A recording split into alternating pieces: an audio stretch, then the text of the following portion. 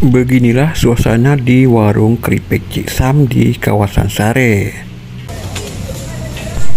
Nampak area parkir dipenuhi kendaraan para pengunjung yang ingin membeli keripik Cik Sam.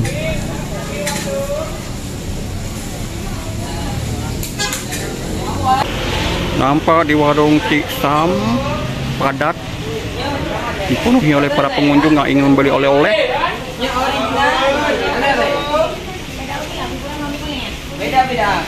Satu mama beda bapak nih. Yang punya agak lemak, yang punya apa? Boleh saja.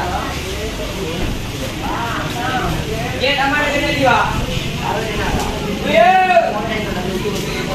Keripik Cik Sam merupakan keripik paling laris yang berada di kawasan Sare, sehingga tak heran bila banyak pengunjung yang singgah di tempat ini. Ini dia penampakan aneka jenis keripik khas Cik Sam di kawasan Sare.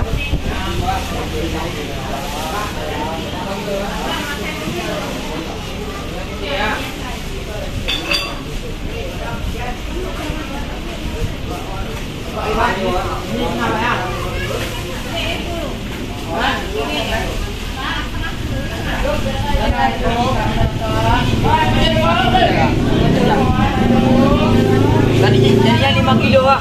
Ya.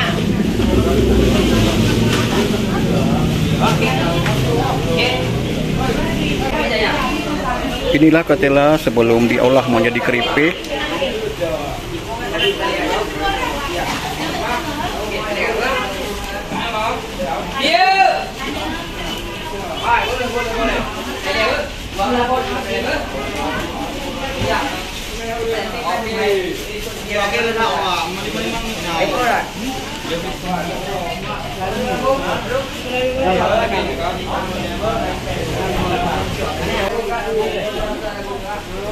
Hai, mari lah kau pegang lagi ya.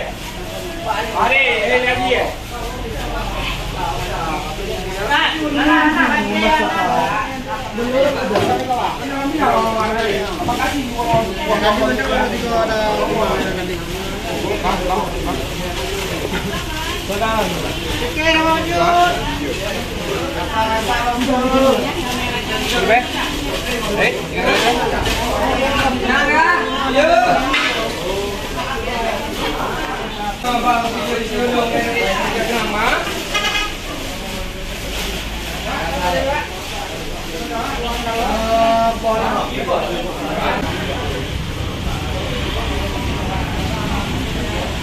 Dan ini penempakannya di jalan lintas Banda Aceh Medan.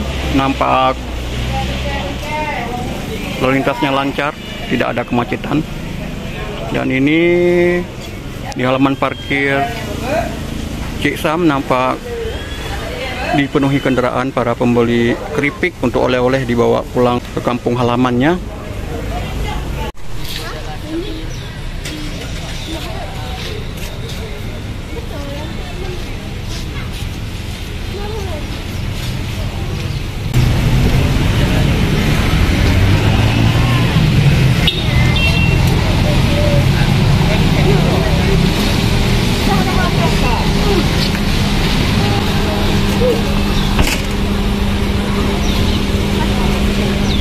Nampak juru parkir mengarahkan kendaraan untuk keluar dari areal parkir